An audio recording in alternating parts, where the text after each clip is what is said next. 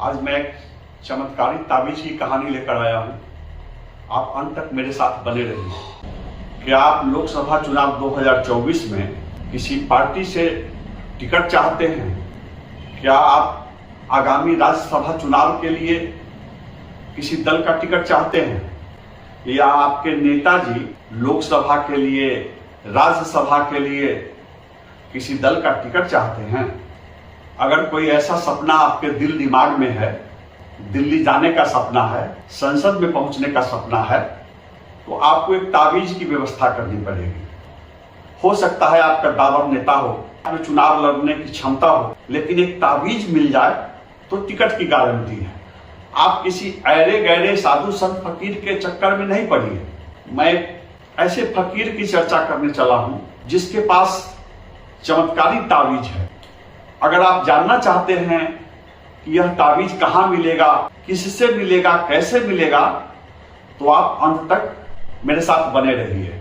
नमस्कार, मैं हूं विभेश त्रिवेदी और आप देखना शुरू कर चुके हैं जनता चौक लाइव। आप एक राजा की कहानी सुने होंगे। राजा बहुत बीमार रहा करते थे, तमाम वैद्य दवाएं देकर थक चुके थे, हकीम दवाएं आजमा चुके थे, राजा की सेहत में कोई सुधार नहीं हो रहा था। राज दरबार में सब लोग दुखी रहा करते थे। ऐसे समय में राज दरबार में घूमते फिरते कहीं से एक फकीर हाजिर हुआ और उसने एक राजा को ताबीज लाकर दिया। राजा ने ताबीज धारण किया, ताबीज पहन लिया और उसके बाद धीरे धीरे राजा की सेहत में सुधार होने लगी। राजा खुश हो गए, उस फकीर को दौलत से नवाजा, जागीरदारी दी, सम्मान दिया। लोकतंत्र में भी ताबीज देने वाले फकीर की बड़ी पूछ है। अगर राजनेता मुकदमों में उलझे हुए हैं, परेशान हैं, सेहत खराब चल रही है, तो वे ताबीज धारण करें और उनकी सारी बलाएं दूर हो जाएंगी, उनकी सेहत ठीक होने लगेगी, मुकदमों में राहत मिल सकता है। जी हाँ, कुछ ऐसे ही दावे किए जा रहे हैं। अब तो लोकसभा चुनाव में, राज्यसभा चुनाव में, विधानसभा चुनाव में ताबीज की बदौलत टिकट मिलने की गारंटी बताई जा रही है। लोकसभा चुनाव 2024 आपके सामने है और सभी दलों में टिकट के दावेदारों की भीड़ है। योग्य प्रत्याशियों की तलाश जारी है। जातीय पृष्ठभूमि की छानबीन चल रही है। प्रत्याशी की हैसियत, जी हाँ, करोड़ों रुपए खर्च करने की हैसियत की छानबीन की जा रही है। टिकट के दावेदार आला कमान तक पहुंच बनाने के लिए तरह तरह के उपक्रम कर रहे हैं। गलाकाट प्रतिस्पर्धा है, कैसे आला कमान का विश्वास जीता जाए ताकि टिकट की गारंटी हो जाए। ऐसे में एक राष्ट्रीय जनता दल में एक ताबीज की चर्चा है कि अगर वो ताबीज मिल जाए तो राष्ट्रीय जनता दल का टिकट मिल सकता है। और लोकसभा चुनाव का टिकट ही नहीं, अगर एक स्पेशल ताबीज ले ले तो सीधे राज्यसभा का टिकट मिल सकता है और तब ये चुनाव प्रचार में जाने, लंबी प्रक्रिया से मुक्ति मिल जाएगी, सीधे राज्यसभा में पहुंच जाएंगे। ताबीज से पद मिल रहे हैं, ओहदा मिल रहा है, कुर्सी मिल रही है। और ताबीज वाले नेताजी की बड़ी पहुंच है, बहुत दबदबा है। कहा जाता है कि तेजस्वी यादव उनकी बात सुनते हैं, संजय यादव उनकी बात सुनते हैं और जिला में जो वे चाहते हैं वही होता है। विधायक उनसे डरते हैं, उनके खिलाफ मुंह नहीं खोल सकते हैं। विधायक को डर है कि अगर ताबीज वाले नेताजी, टोपी वाले नेताजी नाराज हो गए तो अगले विधानसभा चुनाव में टिकट कट सकता है। जो लोग ताबीज वाले नेताजी से मिलकर नहीं रह सकते हैं, उनकी कुर्सी चली जा रही है, उनका पद छिन जा रहा है और जिस पर वे खुश हो जाएंगे उनको लोकसभा का टिकट मिल सकता है, राज्यसभा का टिकट मिल सकता है। उन्हें किसी जिले में अध्यक्ष बनाया जा सकता है, वो युवा राजद के अध्यक्ष बन सकते हैं, छात्र राजद के अध्यक्ष बन सकते हैं, राजद जिला अध्यक्ष बन सकते हैं। आजकल मुजफ्फरपुर में ताबीज वाले नेता की बड़ी चर्चा है। कहा जा रहा है कि उनकी बड़ी हैसियत है। ताबीज वाले नेता पटना से लेकर अलग अलग जिलों में अपने मुरीद खड़े कर रहे हैं, अपने शिष्य खड़े कर रहे हैं। जो उनका विश्वास जीत लेगा, जो उनका मुरीद बन जाएगा, उसका कैरियर बन जाएगा। तो नए नए लोग खड़े किए जा रहे हैं और पहले से जो राजद में पुराने जुझारू कार्यकर्ता हैं, चाहे वो छात्र राजद के हो, युवा राजद के हो या मेन राष्ट्रीय जनता दल के पदाधिकारी कार्यकर्ता हो, वे अपने को उपेक्षित महसूस कर रहे हैं, वो अपने को हाशिए पर महसूस कर रहे हैं और इसको लेकर कई जिलों में खींचतान शुरू है, गुटबाजी शुरू है। मुजफ्फरपुर में भी यह गुटबाजी चरम पर आ गई है। कहा जाता है कि राष्ट्रीय जनता दल के जिला अध्यक्ष रमेश गुप्ता, विधायक निरंजन यादव और एक एमएलसी है, उनका एक अलग गुट बन गया है और कुछ विधायक उनसे खुश नहीं है, लेकिन वो बोल नहीं सकते हैं क्योंकि उनका टिकट कट जाएगा, उनको डर है। और राष्ट्रीय जनता दल के कार्यकर्ता नेता, उनका मानना है कि अगर हम पटना में जाए भी, उनकी शिकायत भी करें तो उनकी शिकायत नहीं सुनी जाएगी। मुझे इन बातों की जानकारी तब मिली जब मैं 10 जनवरी को मुजफ्फरपुर में आयोजित राष्ट्रीय जनता दल के कार्यकर्ता सम्मेलन की खबर हासिल करने गया। मुझे राजद कार्यकर्ताओं ने बताया कि बहुत सारे पुराने नेताओं को, कार्यकर्ताओं को सम्मेलन में नहीं बुलाया गया है, उन्हें हाशिए पर रखा जा रहा है। उन्होंने दल में चल रही गुटबाजी की खुलकर चर्चा की। तो सबसे पहले आप जान लीजिए राष्ट्रीय जनता दल का सम्मेलन क्यों आयोजित किया गया था, क्या उद्देश्य था। आप राजद के जिला अध्यक्ष रमेश गुप्ता से सुनिए। 10 जनवरी को मुजफ्फरपुर में मौजा होटल में सम्मेलन हुआ राजद का, जिला राजद का। किस तरह का सम्मेलन था, क्या उद्देश्य था, कैसा आयोजन रहा? आयोजन सफल आयोजन रहा और वो आयोजन का मुख्य उद्देश्य था बूथ स्तर तक जो हमारे कार्यकर्ता साथी हैं उनको कैसे एक्टिवेट किया जाए और उन तक पार्टी के नीति सिद्धांत और केंद्र सरकार के उपेक्षापूर्ण रवैया के बारे में बताने के लिए हम लोगों ने पंचायत अध्यक्ष स्तर तक के लोगों को बुलाने का काम किया था। और 2024 की तैयारी, जो पार्लियामेंट की तैयारी करनी है, उसी से संबंधित था। उसमें मुख्य उद्देश्य था पार्टी का कि जो हमारे राष्ट्रीय अध्यक्ष आदरणीय श्री लालू प्रसाद यादव जी और आदरणीय उप मुख्यमंत्री तेजस्वी यादव जी, एक दोनों आदमी का संवाद जो था वो लोगों तक तो पहुंचाना था। इसलिए इस कार्यक्रम का नाम था कार्यकर्ता संवाद सम्मेलन। दूसरा था कि बिहार सरकार की जो उपलब्धियां हैं, अभी जब से हम लोग सरकार में आए हैं, 9 अगस्त में 22 को हम लोग सरकार में मतलब कि आए थे और उस समय से हमारे नेता तेजस्वी यादव ने कहा था पहले कि हमारी सरकार अगर बनेगी तो 10 लाख लोगों को हम नौकरी देने का काम करेंगे। अगर हमारी सरकार बनती है तो पहले कैबिनेट में पहले 10-10 से हम देंगे। लेकिन हमारी सरकार संजोग से उस समय नहीं बनी, लेकिन बाद में आदरणीय नीतीश कुमार जी हम लोग के साथ आ गए और महागठबंधन की सरकार बन गई। तो महागठबंधन की सरकार बनने के बाद करीब 5 लाख लोगों को नौकरी दिया जा चुका है। जैसे जैसे आप राष्ट्रीय दल के उपेक्षित नेताओं की पीड़ा सुनेंगे, उनका दर्द सुनेंगे, उनकी बात सुनेंगे, आपको पता चलेगा कि राजद में कैसी गुटबाजी है और इसमें ताबीज वाले नेताजी का क्या योगदान है। मैं अपनी ओर से कुछ कहूं उससे ज्यादा अच्छा होगा कि आपको राजद के नए पुराने कार्यकर्ताओं, पदाधिकारियों की बातें सुनवाऊं। आप सुनिए राजद के पुराने नेता, समाजवादी नेता दीप नारायण यादव जी क्या करते हैं। दीप नारायण यादव हुआ और मैं राष्ट्रीय जनता दल का प्रधान महासचिव बोचाहा प्रखंड के प्रधान महासचिव। जी। आज आपके जिला का एक सम्मेलन हुआ है, क्या कार्यक्रम आयोजित हुआ है मुजफ्फरपुर में? देखिए, हमको कुछ पता नहीं है। पार्टी का जो कार्यक्रम होता है हमको उसमें कुछ नहीं होता है। मैं सारे लोगों से बात करता हूँ। हरिवंश राय वरिष्ठ नेता, पुराने समाजवादी हैं, जो राष्ट्रीय जनता दल का बहुत मजबूत कार्यकर्ता है, राष्ट्रीय राज्य परिषद में भी है, उनको खबर नहीं किया गया। मैं मूनापुर के रामचंद्र राय से बात किया, उनको खबर नहीं किया। राम अगर माने हमको पता नहीं है कि राष्ट्रीय जनता दल का इस सम्मेलन हो रहा है। यह सम्मेलन वो एक गिरोह बनाया हुआ है पार्टी में ही, रमेश गुप्ता। रमेश गुप्ता के गिरोह का है, यह दल का सम्मेलन नहीं है।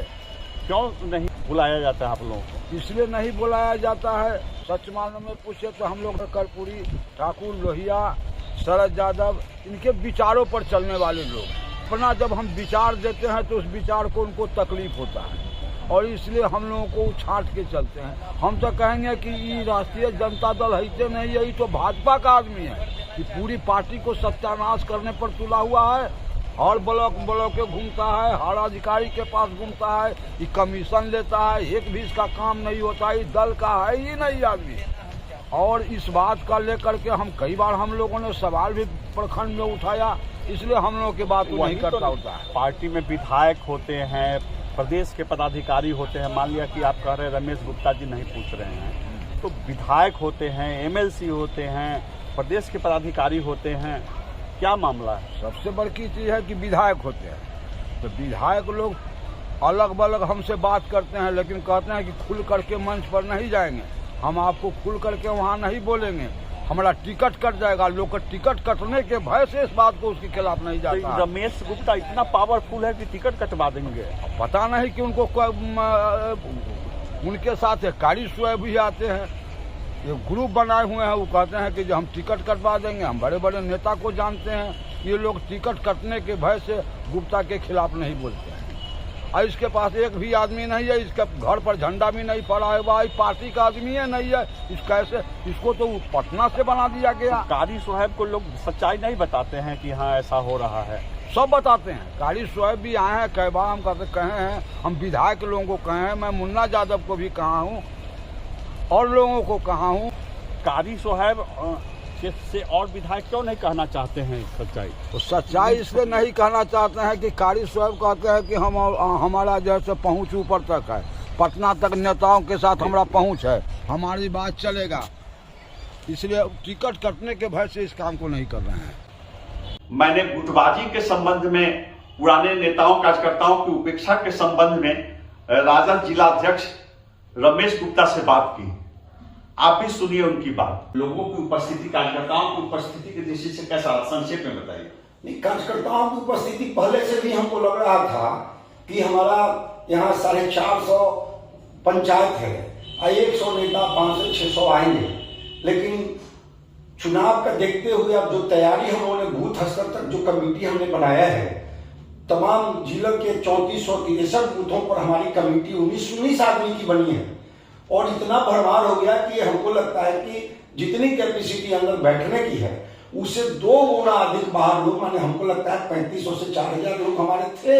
लेकिन ये कहा जा रहा है कि पुराने राजद के लोगों को नहीं बुलाया गया, बहुत सारे राजद के नेता हैं उनको नहीं बुलाया गया। नहीं, पुराने सारे नेताओं को बुलाया गया, और जो अपने को माने इससे अलग रख रहे हैं, चाहे जो नेता अपने को इसमें नहीं आए हैं, तो वो अपने आप को छूटे हुए महसूस कर रहे हैं। लेकिन हमारे द्वारा तमाम, चाहे वो जिस तरह के हों, चाहे पूर्व विधायक हों, चाहे प्रदेश के पदाधिकारी हों, या जिला के प्रकोष्ठों के अध्यक्ष हों, या प्रखंड के अध्यक्ष हों, पंचायत, तमाम लोगों को कहा गया है, तमाम लोग आए हैं। हो सकता है क्योंकि जिला बहुत बड़ा है और राजद का वर्कर भी बहुत सारे हैं, इसलिए इक्का दुक्का कोई छूट गए हो सकते हैं, छूट गए हों, लेकिन कई स्तर से खबर किया गया है, मोबाइल के माध्यम से खबर है, पेपर के माध्यम से खबर है, और आजकल सोशल मीडिया के द्वारा भी खबर है। इसलिए कोई कहे कि हमको खबर नहीं हुआ है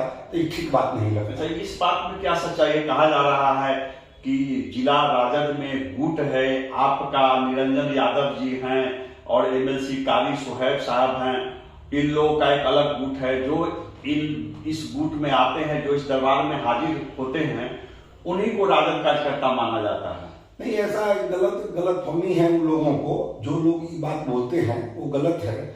हमारे सम्मानित एमएलसी हैं, सम्मानित हमारे एमएलए निरंजन राय हैं, हमारे एमएलए मुन्ना यादव जी भी हैं, और हमारे एमएलए अमर पासवान जी हैं, माननीय यहाँ मंत्री हम लोग के इसराइल मंसूरी जी हैं, और दल का जो भी पूर्व विधायक हैं, तमाम लोगों से राय लेकर अब तक कार्यक्रम होता है।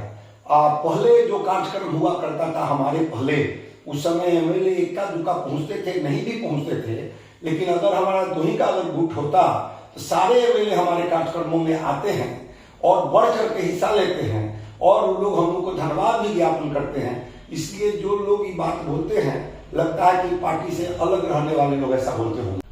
राजद में गुटबाजी और तावीज की ताकत के बारे में पार्टी के नेता पदाधिकारी क्या कहते हैं, अब आप देख लीजिए। तो यहाँ के कार्यकर्ता, राजद के कार्यकर्ता पटना तक अपनी बात मजबूती से क्यों नहीं उठा पा रहे हैं? यहाँ कुछ लोग हैं जो बड़े बड़े टोपी पहन लेते हैं, ताबीज कहते हैं कि हम पहुँचाते हैं, हमारी बात सुनी जाएगी, तो फिर वो अपने ढंग से वो अपनी बात कहते हैं, हम लोग की बात कौन सुनेगा? क्या ताबीज का मामला क्या है? कहते हैं कि सब नेता सब हमारे हाथ में है, नेता सबको हम मिला के रखे हुए हैं, हम नेताजी को कोई जो कहते हैं सो करेंगे, तो फिर हमारी बात कैसे सुनी जाएगी? कैसी ताबीज, किसको ताबीज क्या पहुंचाया देते हैं? कहते हैं कि हम एमएलसी बनाते हैं, एमएलए बनवा देते हैं, हम जो चाहते हैं सो करवा देते हैं, इसलिए उन्हीं की बात सुनी जाती है। ताबीज का क्या चक्कर है? वो कहते हैं कि फुलवारी शरीफ से ऐसा ऐसा ताबीज लेकर के आते हैं, हम नेताओं को पहुंचा देते हैं, जिससे एमएलसी राज्यसभा भी बनवा देते हैं। ताबीज में इतनी ताकत है? ताबीज में इतनी ताकत है, कहते हैं। कौन सी ताबीज है उनके पास? जंतर मन का ताबीज है कि क्या ताबीज है, जिससे वो बनवा देते हैं। वो कहा करते हैं कि बनवाते हैं। तो इसलिए यहाँ के नेता चुप रहते हैं? हाँ, नेता लोग इसलिए यहाँ के नेता लोग चुप रहते हैं। नेता लोग यहाँ के बोलते उलते नहीं है। आज के सम्मेलन में आप क्यों नहीं गए? हमको कोई खबरें नहीं है तो हम जाए कैसे? हम ऐसे ही चले जाएं? इतना उम्र बिता लिए, हमको कौन नहीं जानता है मुजफ्फरपुर में? कोई भी दल के लोग हैं, दीपनारायण यादव को कौन नहीं जानता कि समाजवादी आदमी है। सही बात कहने के लिए, सही विचार देने के लिए हमको नहीं बुलाते हैं कि उनके विचार, हम जो लोहिया बात पर, शरद यादव के बात पर, कर्पूरी ठाकुर के विचारों को जब रखते हैं तो पटरी नहीं खाता, इसलिए हमको नहीं बुलाते हैं। एक ताबीज का मामला सुनते हैं कि आपके दल में ताबीज, चमत्कारी ताबीज का प्रभाव है। फुलवारी शरीफ के किसी ताबीज की चर्चा चलती है? चर्चा तो चलती है इसकी, इसमें क्या सच्चाई है ये तो करने वाले जाने, ताबीज पहुंचाने वाले जाने। इसमें अगर ऐसी बात होगी भी तो इसकी कोई, हम लोग इसकी गारंटी तो कोई नहीं देता है, लेकिन कुछ तो है जो इतने गलतियां करने के बावजूद कोई कार्रवाई नहीं होती है, कहने पर बिल्कुल नहीं सुना जाता है। आखिर क्या है, क्यों? कभी प्रदेश के द्वारा कोई ऐसी जांच कमेटी बनाई गई कि आखिर क्या हालात है मुजफ्फरपुर जिला की, जाकर के आप जांच कीजिए, क्या सब कुछ सही चल रहा है? विधानसभा की वही दशा है, जिला की वही दशा है।